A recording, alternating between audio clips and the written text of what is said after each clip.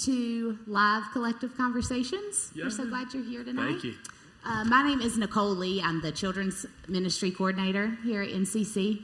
And we have Cameron Lee, Campus Pastor, Ryan Cunningham, who's a part of our apprenticeship, and Marky Step, Lead Pastor. So we're going to jump into Anxiety Awaits, which was an awesome message yesterday that really opened up a lot of good questions and conversations, I think, for the majority of people in the space. So did anybody have any questions that they wanted to start with? Just one as we're starting, I was thinking we have this title, Anxiety Awaits. Why is that the title? Does it await all of us or only some of us? Like, is this just something out there looming that we're all going to fall victim to at some point, that it's just kind of looming there? I mean, why'd you choose that, Mark? Yeah, so I suppose this does seem a bit dark in some ways, right? Where this seems to be more of a negative thing of, hey, this is going to happen to us no matter what. But I did want to creatively try to communicate the sense of just how prominent this is, and then by bringing in all the research and studies from all of these different streams of thought and intellect into even into the message time and into this space for conversational sake as well. And so I did want to try to capture that of this seems to be something that is awaiting us around every corner and in every situation, and also describe that this is something that all of us to a degree are struggling with, however, in varying degrees of intensity for sure, and be able to also discuss that of how significant those varying degrees are as well, and us not just project onto each other that everyone would struggle exactly in the same way as myself. And then also I did that as I did yesterday as well from a creative standpoint of being able to be like, okay, this is waiting on us, but we don't want to wait on anxiety to have its way with us and have its way with other people around us without addressing it, without looking for help, without all of these different things then that we discussed. So that was kind of the thought. Yeah, and it's got great alliteration, so that's that it's got to be good because it's got the alliteration there. Bonus points. Exactly. I guess another question, another thought was, as I think I found myself sitting listening to the message. Maybe y'all did too, and kind of in a, all right, what does this have to say to me kind of thing of what about my anxiety? What about what do I need to do to take care of what's going on in me and the anxiety that awaits me? Mm-hmm. But I guess, as I was eventually convicted about it, like, well, maybe I have a role that I can play in somebody else's story with somebody else's anxiety. Maybe there's something that I can do or something that I can say, to make a difference in somebody else's life. That's why I believe we're here tonight, because we recognize that it's not just about me, but it's about community. Yes. That it's about us coming together, and so. Any thoughts there on ways that we can help each other and make a difference and not feel like we're just a bunch of islands out there on our own? Yeah, that's one of the reasons why, like yesterday when I began some of this after looking through some of the studies and some of the research, that when we look at this passage of Scripture in 1 Peter 5 that I alluded to yesterday and kind of walked through, is that it is written not to an individual, but a collective group of people who are scattered, and some of them are experiencing to a degree some personal isolation, but nonetheless they're experiencing those anxieties and all that is coming with that together. And that's why I think it was important in the first part of that, when I'm talking about placing humility over my heart. That part is not just so that I can recognize God gives grace to the humble. God is for the weak. He's not requiring me to fix myself, pick myself up, work all of these things out on my own, and then him give grace to me and lift me up. But he gives grace to the humble. And so there was that aspect of that, but there was also the thought of that is I need to place humility over my heart in regards to other people. So I think that's one of the most helpful things that we can do when we think about other people around us, is to not just immediately judge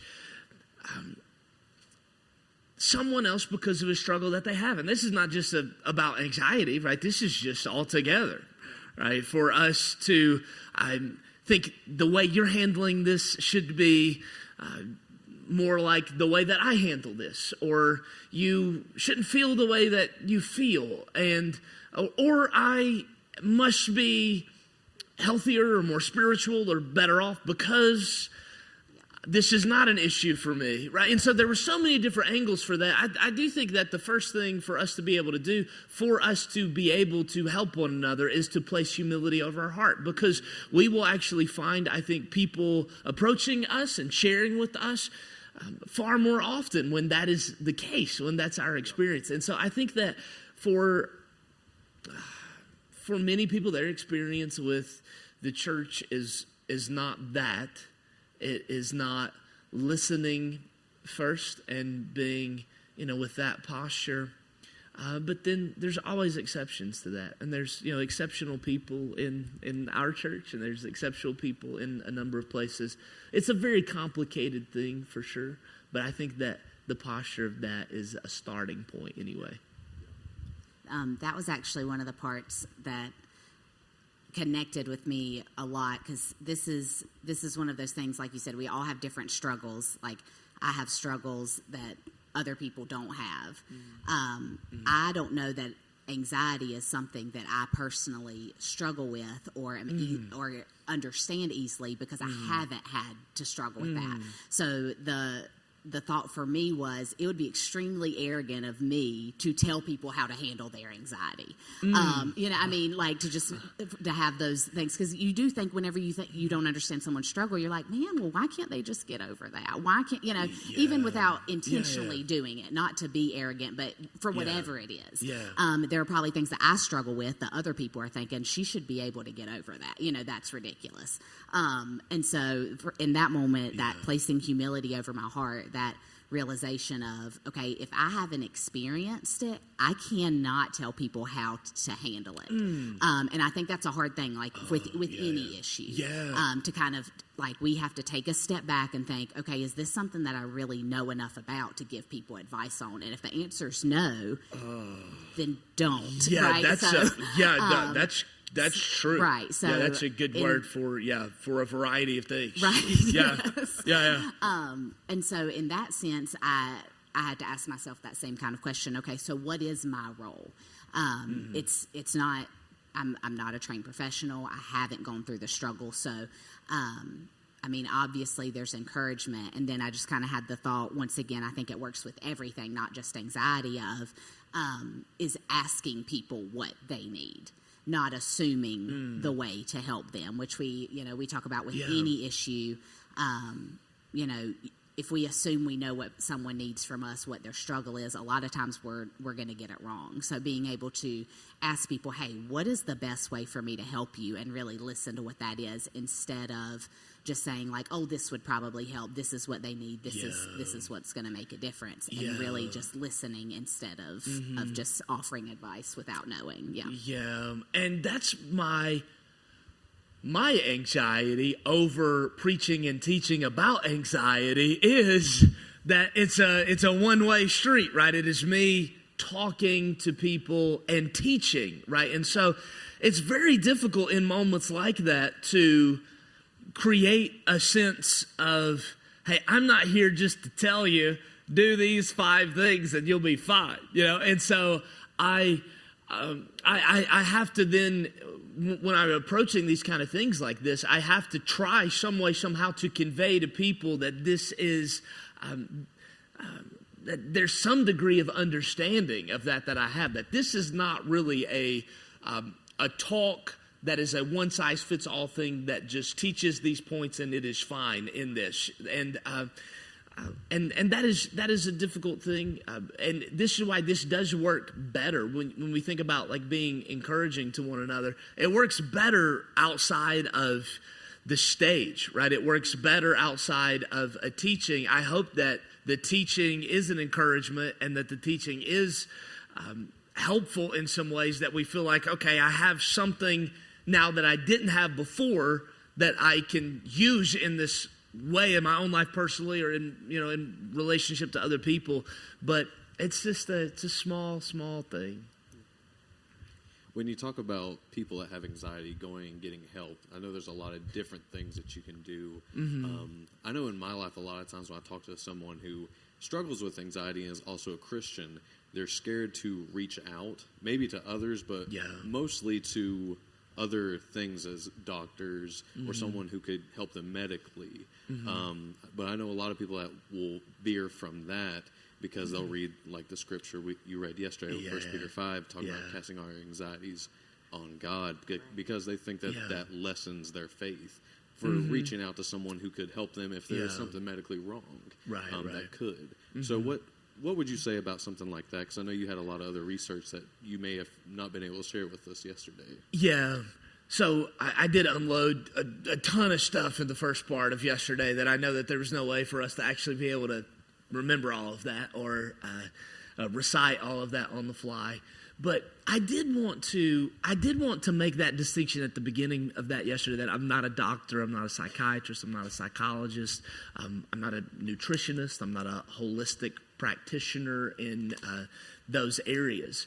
And so that means I'm limited. My view and my perspective with this is limited, and the help I'm able to provide is limited. I can study all of these things and try to, connect the dots for us just as a communicator in the church. I can try to do those things. But that is one of those distinctions that I want to make, not just about myself in this, but that also that if there are those who are suffering clinically in regards to anxiety and depression in a way that all of those other things, like, and by other things, all of those other mental health experts can speak into that space and be of a help to them in that way. I certainly don't want to undermine all of that and then be like, no, I've got it all. You just need to come to church. I'm going to solve all of this for us, right? That'd be a disaster, right? And I think that we've tried to do that at times, and we've tried to do that in the church at times and said, just slap this Band-Aid on it and it will all be fine, and it's not, it's like, what does this even mean? We look at things like cast all of our anxiety on God really as just additional pressure, as just, that's not helpful at all, because of the way that we have received those things and the way that we read those things and think about those things is, this is another thing for me to do. And when I'm in that state, that's not really a helpful thing. When I start to gain more understanding, like as we unpacked some of those things yesterday, we start to gain more understanding about it, I think it's helpful. Along those lines, in terms of research, one of my favorite things that I didn't get to, just for sake of time, yesterday, be able to talk more about is, this is one of the last studies that I mentioned, done by this guy by the name of Joseph Batum, and he's Catholic in background. He did all of this historical and psychological studies on anxiety and looking at this anxious age that we are currently in, and most of his research was really building on the last several decades. It was not just a recent thing, but in particular in looking at the Christian community and the rise of anxiety with that, there has been this increased pressure of we must be right about everything all the time, or else we're not really a Christian. There seemed to be part of the vibe, right? We have to be right about, we are morally superior, we are We have an answer to every question, so we're superior in that way. So we're intellectually superior, morally superior, behaviorally better off than everybody else. And it's like there was all of that pressure and this sense of we got to fix the world. You know, like it takes a look at that of how we've interpreted a lot of the teachings from the last few decades. I think in the church, it's like if you're on the receiving end of preaching and teaching, it's like we're world changers, and it's like, well, that's exciting for a moment, and it's like, but we've been internalizing some of these things in some very unfortunate ways along the way, where it's like pressure. You gotta fix it. Now, not just you, but the whole world, right? And you know, and then like more pressure of everything becomes about everything hanging in the balance. Eternity hangs in the balance, not just for you. Do you know? Are you sure? Are you sure about everything? Are you sure? You pray a prayer right? Are you sure? Are you sure? And over the course of time, I was like, like I gotta somehow be certain about me, and certain that I know how to fix the world, and certain that I know how to fix my marriage, and certain that and so none of those things are helpful, right? And I would assert, when I'm looking through some of this research of this, I would just really submit that we have made ourselves God in that way, right? And we've made our psychological certainty God, right? And what I worship is, no, I'm sure about everything all the time, and that I'm the best, in regards to, that's a lot, right? It's a lot. And so, and I do think that in the, if the general Christian population has kind of felt this way, it makes a lot of sense to me why pastors in particular have been a group of people that have struggled with this. Like these things provide a great context for me as well, because that's the sense that we have. Like we come up in ministry, and that's the sense that we've been, handed at times is, you better figure this out. You better fix this. You better, you got to do it all. You got to reach everybody. You got, and somewhere along the way, there's this sense of we don't want to back down from the challenge of being inspired by what God has called us to do and the joy of that. But the world is not mine to carry, right? And the more that I've started to sense along the way, that's probably been for me, in I would say the last 2 years, probably been the most significant thing for me, has been, I am not God, and I am not meant to carry a load that is His to carry, which was some of that yesterday as well, of unpacking that, of casting all my anxieties on Him, as me actually saying, God, you're responsible for being you, and responsible for these cares that exist within us because of these things that exist in the world. So it's going to, and then more intentionally through some of those processes that we talked about and practices that we talked about, cast these anxieties on Him. But, yeah. Are there like things that, say if someone has anxiety and they're going towards that way, you think like there's any kind of like signals that kind of go off, or things that you can do to veer back when we feel like we're doing that kind of thing, like we're trying to take care of our own issues that we have no really business dealing with? That's something that we're supposed to give to God. Mm-hmm. Is there something, I guess, like, is there any techniques that you can kind of back off from that, or some warning signs when you see that kind of coming, what to kind of do? I think that is different for everyone in some way. I think one of the things I pay attention to, this is just like on a personal level for sure. And all of this detached from the message doesn't really make sense, I suppose. But like on a personal level for me, one of my passions and interests is theology, right? So I love studying about God, and I love studying about all of these things scripturally that we can find, and these conversations throughout history. So I love those kind of things. So oftentimes I have to pay attention to those things in which I am particularly passionate about, because the things sometimes that we love the most and that we're really close to and we're spending a lot of time with, like that sometimes becomes this this thing that we get consumed with too much. And so like there were times like that in the study of this. And so like being in these conversations with people, again, where you go to seminary and you sit in these rooms with all of these people who you're just like hypothesizing about these things that you're not actually doing right then. Everything just is, you get so out of touch with reality, right, of anything that's real. And it's just like, I'm pretty sure that nobody else in the world is trying to figure this out. It's just us in this room because we have to write something out. So we're just like, we've got to figure this out. And you start to make, think for me, like in some of those moments, whenever God started to become something that I didn't like because I couldn't figure out, or I didn't, or I felt like I had to figure out every way, like everything with it. That was like a trigger for me. And when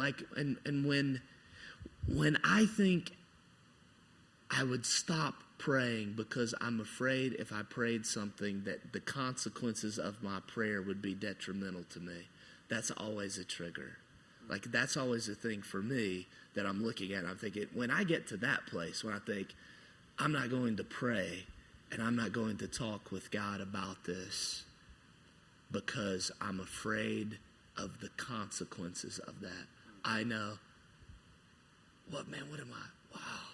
Like my Heavenly Father who invites me to bring my cares to Him, my anxieties, because He cares for me, because He wants to give grace to me.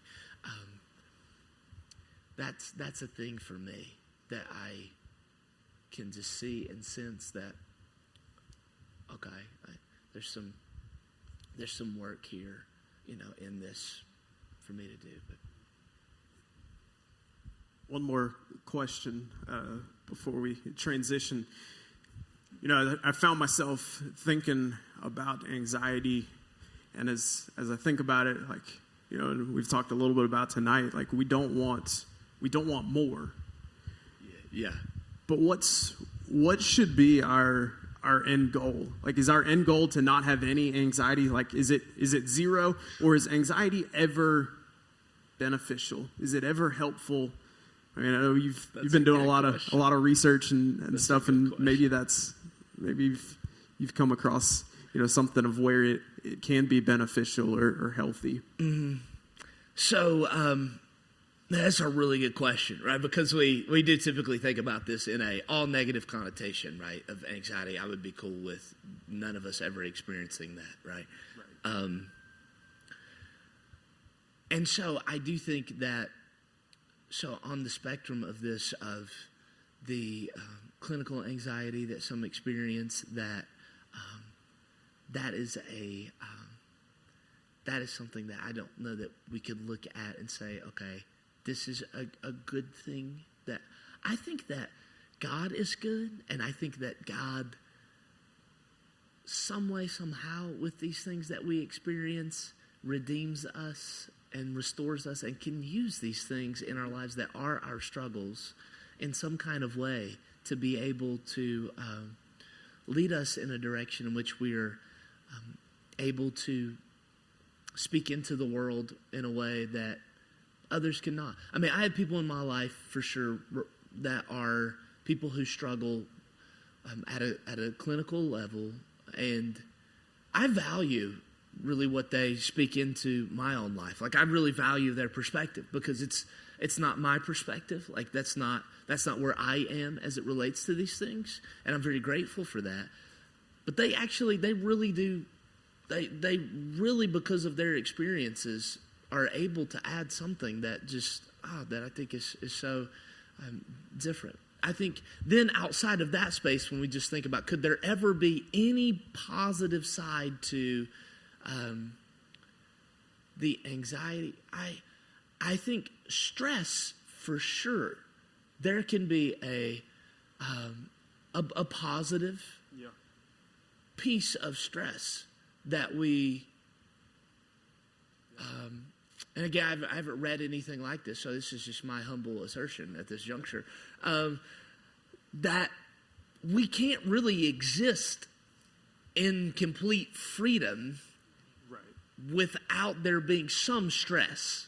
Now, I could separate that out from anxiety over that stress, perhaps, but I do think that there is somewhat of a connection with this, though. Again, especially outside of the clinical space, but the more general depression and anxiety, discouragement, and that would outside of the clinical space again, that is connected to our overall sense that there should be no pain at all.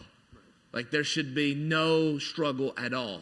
There should be no, I mean, I think for sure, like and I'm not opposed to any of these kind of things, but I think for sure what goes really well in marketing stuff, right? It's like CBD, right? It's like as soon as you find something like that, it's like, hey, this helps, you know what I'm saying? And I'm like, I haven't used it yet at all. I don't really even know what it is, but I'm like, when I've had back pain, if I thought, rub this on, feel good, fantastic, right? You know what I'm saying? Like, I can do that when I've been like, I can't get up, and I totally get that. But what goes well is like, if you've got anything you can market as, hey, you'll never be stressed again. Right.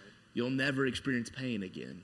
You'll never experience challenge again. And I do think that there is for sure a connection in right now of how much better things have gotten, as we talked about in some of the research, and our anxiety rising because things have improved so much that we think that they should improve all the way to the point of I never fail, right? I always win.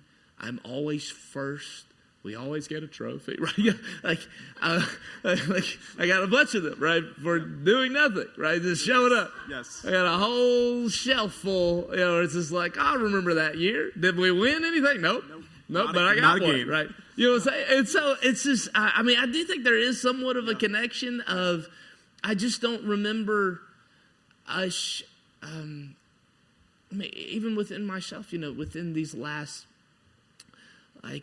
20 years, as things have advanced and changed so rapidly, how much that just, the pace and the constant sense of being connected to a screen and all those kind of things. It's ease, it's convenience, it's, trying to avoid stress. But I do think that there are some things like that about stress that are good things for us because and so in some research, now this is too long probably. So like in some of it, which is part of what I mentioned yesterday, of imagine you overcoming, that imagine you making it to the goal, imagine you making it through this, God doing this in your life, and how do you feel at that juncture without some stress and without some obstacles, like neurologically, it does something for me whenever I do actually make it beyond that, whenever I do actually overcome that stress as well. And so, that makes a lot of sense, especially as you tie stress with anxiety. And I think we can look at a number of things of where stress at times in spots, in seasons, can be healthy. You're on the top of a mountain on a cliff, you get stressed because you know that it's dangerous up there, and that there is healthy stress and unhealthy stress. I remember a college professor who I had who talked about public speaking and said, if you ever get up in front of people and you're not nervous, don't get off. Don't say anything because you're not taking it seriously. Not that you need to be so stressed you can't say anything. That's not healthy. But you need to have a recognition that you have an opportunity here to do something great or not. Yes. And so I know even the more you do it, there's still a stress and a recognition in that is healthy. For sure. Yeah. Definitely, there's some similarities and some connections there with anxiety and not. Well, I think that gets us to a pretty good kind of stopping point